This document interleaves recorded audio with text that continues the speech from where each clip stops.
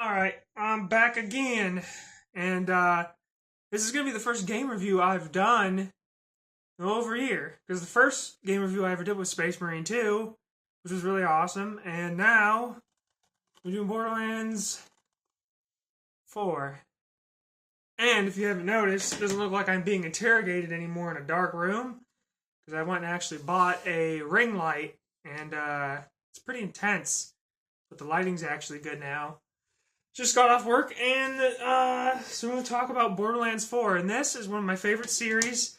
I played Borderlands 1, Borderlands 2, Borderlands 3, all their DLCs. I didn't actually play pre-sequel and Tiny Tina's Wonderlands, the full game of it. But I will get to them eventually. But I've played them all, so I know a good amount about them. I do the end game stuff pretty much every single time, and got another cat going crazy. He makes a guest appearance every single time. He's supposed to be asleep, but anyways, so this I gotta be honest, right? So I look at Borderlands 1 and 2, and the stories were good. Borderlands 3, the story was just, people didn't like the villains, and there was Ava, she was annoying. But Borderlands 4, the story, it's hard to do I'm not going to do spoilers of story. I don't want to do that. But at the end of Borderlands 4, the main villain, the Timekeeper, there is actually a plot twist with him.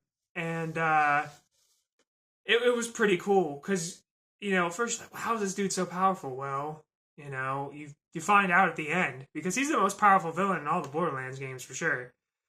So the story, it was actually a decent strong point. But, Borderlands 4, the story is not even close to, all of what the games are about, It's about guns, it's about, building up your character, creating these cool, like, skill / weapon builds. And, one thing I didn't like, though, there's a couple things I didn't like, but one thing is, they said that the invincible bosses, that they're not going to be in the game for a couple months or so, 1 or 2 months. They're going to drop the first invincible boss, and that stuff was always a lot of fun to do with friends.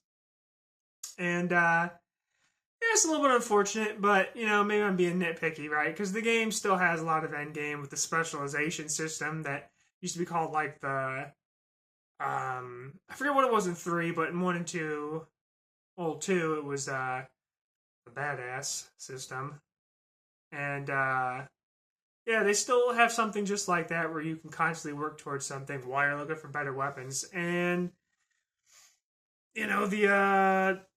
another thing that I didn't really like was how, I may be nitpicking about this as well, but Claptrap, like, he wasn't, as far as the main story goes, you see him, like, at the beginning, and, like, physically never see him more than, like, once again or twice again, I think I remember. And, I like that little dude. And he's one of the most popular characters in Borderlands. It's not the most popular character, but don't know where he was. You get a couple side quests with him. He gets more showtime in the side quests than he does in the main story quest line. And then the other thing is, I feel like, the open world is cool and everything, but some of the locations came off a little samey. Like, it almost did like an Assassin's Creed-ish kind of thing / Far Cry-ish kind of thing, Ubisoft kind of thing, where it's like, oh, these drill sites, go do this same activity over and over again, get your SDU upgrades to upgrade your ammo, backpack space, bank space, blah, blah, blah. Then there was also these drill sites, and I don't think I really preferred that, to be honest, compared to Borderlands 1, 2, and 3, where, each location on Pandora and the other planets felt pretty unique. And those are honestly my two biggest things. the open world thing is honestly the biggest thing to me that I have to say is a negative. But there are a lot of positives, right? The guns, man, they upped it with the guns again. Like the biggest thing for me that was really cool that I started noticing like around level 20 or 30 or so was that for instance, this one time a Jacob's assault rifle dropped, right? Known for ricocheting critical hits, when you land them. But now there's the manufacturer parts like Hyperion, COV, Torg, all the brands. Their parts can appear on any weapon, and this Jacobs assault rifle ricocheted criticals because of the Jacobs part.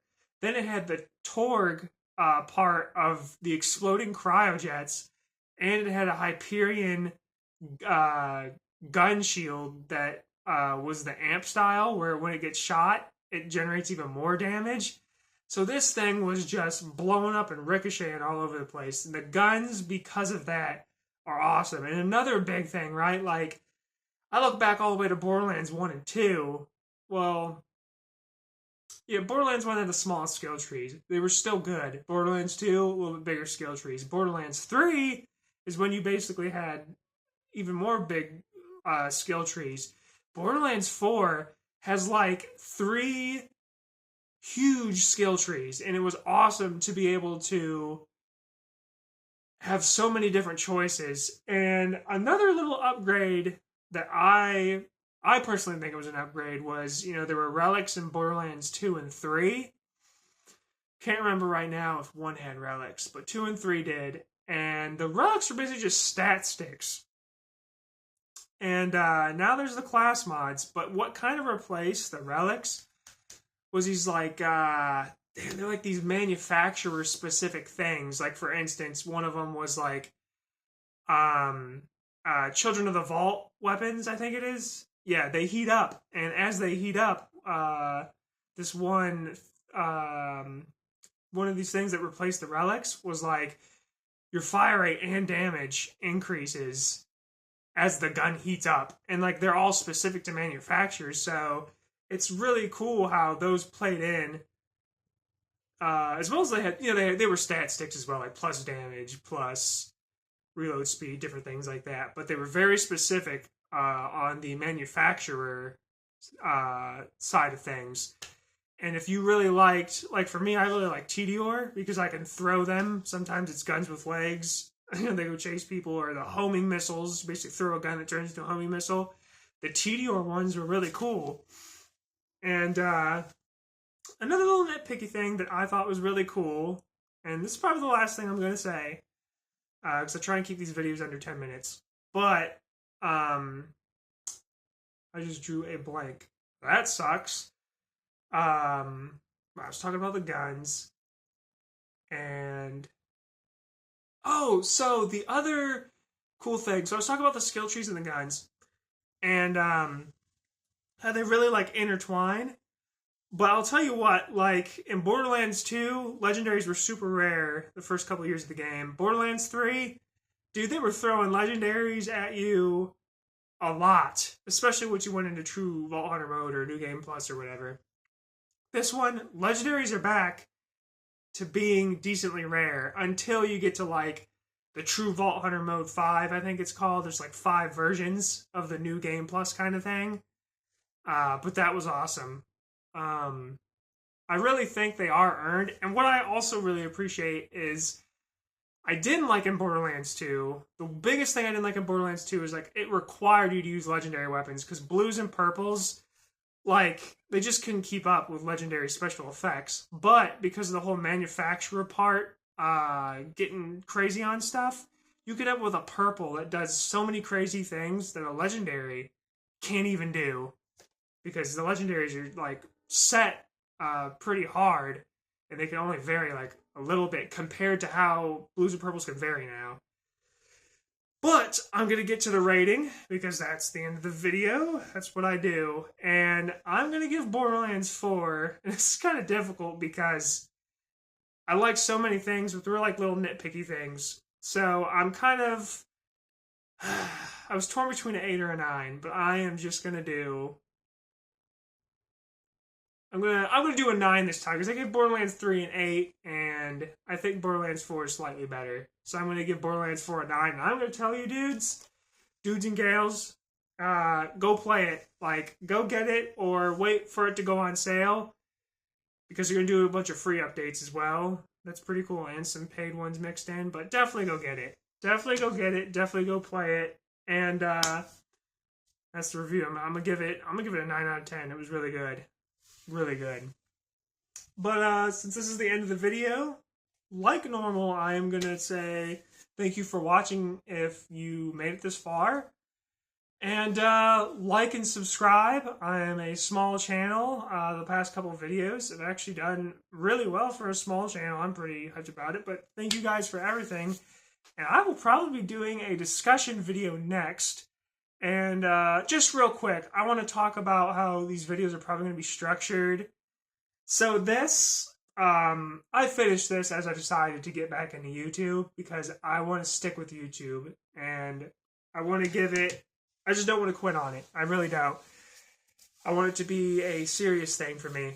But from now on, when I play games, like a longer game like Borderlands 4, I was playing this like 3 or 4 weeks straight, almost. I'm going to do parts. I'm going to do like review part 1, review part 2 kind of thing. And talk about how I'm feeling as the game goes. That's what I'm going to do with like games I haven't beaten or haven't played yet. Like from here on out, new games that I play, I'm going to do that. But thank you so much. Like, subscribe, and I'm going to try and do at least one video each week. Thank you. Goodbye.